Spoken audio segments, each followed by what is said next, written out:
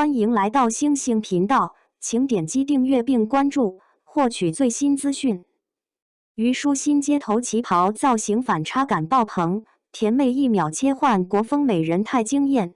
一套浅粉色改良旗袍能在手机屏幕里掀起讨论，乍看像是明星又一次穿得好看，细拆下去却会发现，真正被转发、被收藏、被照着买的，并不只是虞书欣本人，而是一整套已经被打磨得很顺手，几乎可以直接套用到普通人生活里的国风模板。这套造型之所以容易被记住，关键不在大，反而在准。浅粉色先把距离拉近，闪面材质在镜头里比普通棉麻更容易起效果。刺绣负责把传统元素挂在最显眼的位置，贴合身形的剪裁又把新中式从略显郑重的场合感里拽出来，变成一身适合逛街、拍照、发社交平台的轻装，再加上双环边发这种几乎不需要多解释就能让人读出甜美意味的细节，于是整套东西不再只是服装，而像一道被提前算好分寸的题。明星负责把答案写出来，平台负责把答案扩散出去。这也是为什么很多人会觉得这种穿搭看着不费劲，可真正的门道恰恰藏在这份不费劲里。因为明星造型从来不是随机碰运气，颜色要服务人设，材质要服务镜头，发型要服务记忆点，拍摄场景还要替观众把我也能拍这件事悄悄落实。老街、小巷、浅色系墙面、系带凉鞋，这些词单拎出来都平常，拼在一起却很像如今社交平台最熟悉的出片公式。你甚至不用知道设计师是谁，也能迅速明白这身衣服该去哪里穿，该怎么站，该配什么鞋。虞书欣这类造型能火，当然有个人热度在前面开路。但更重要的是，他踩中了这2年国风消费的变化。过去很多人提到旗袍，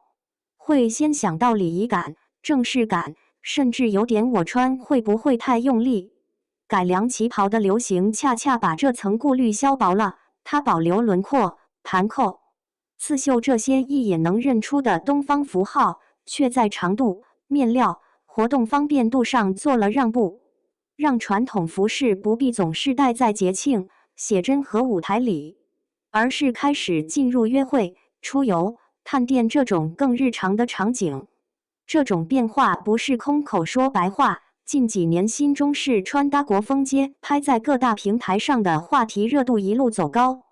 电商平台里改良旗袍、国风连衣裙的搜索量也在涨。18岁到30岁之间的年轻女性成了最稳定的消费人群，她们未必想做完整、考究的传统服饰复刻，却很愿意接受一种更轻、更软、更适合拍照也适合日常移动的版本。换句话说，大家买的既是衣服，也是一个进入某种审美氛围的门票。而社交平台最厉害的地方，就在于它不会让这种审美停在看看就好。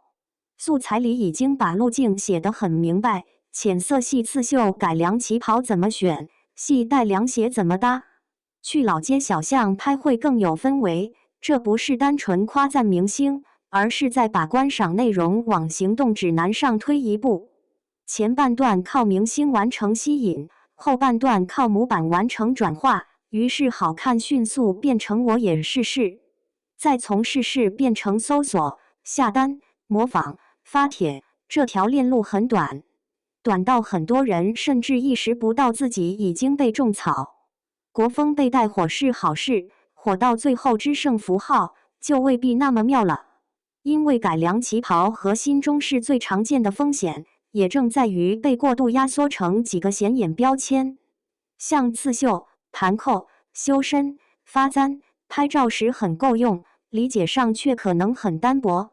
仿佛只要把这些元素缝在一起，就等于完成了一次传统文化表达。可服饰原本不是拼图，它有来路，有语境，也有不同年代里不断变化的生活痕迹。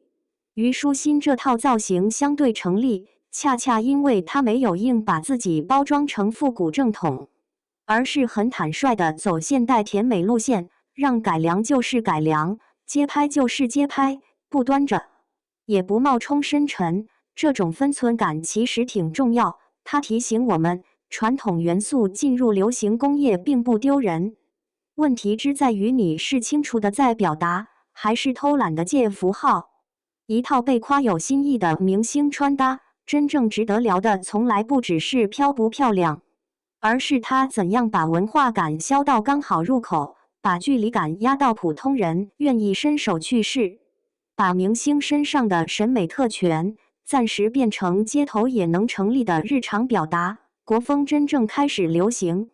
不是它出现在多隆重的场子里，而是它被人穿进日常，还愿意再拍给别人看。你更在意明星把国风穿得好，还是他有没有把国风带进普通人的生活里？